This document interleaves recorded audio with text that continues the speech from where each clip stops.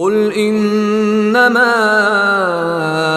اعظكم بواحدة ان تقوموا لله مثنى وفرادا ثم تتفكروا ما بصاحبكم من جنة ان هو الا نذير لكم بين يدي عذاب شدید۔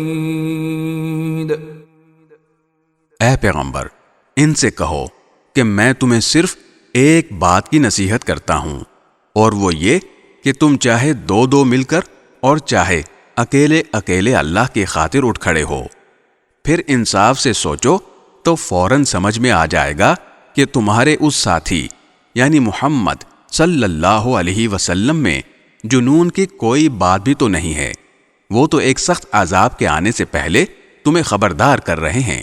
قل ما سألتكم من أجر فهو لكم إن أجري إلا على الله وهو على كل شيء شهيد۔ کہو میں نے اگر اس بات پر تم سے کوئی اجرت مانگی ہو تو وہ تمہاری ہے، میرا اجر تو اللہ کے سوا کسی کے ذمے نہیں ہے، اور وہ ہر چیز کا مشاہدہ کرنے والا ہے۔ قل ان ربی یقذف بالحق علام الغیوب۔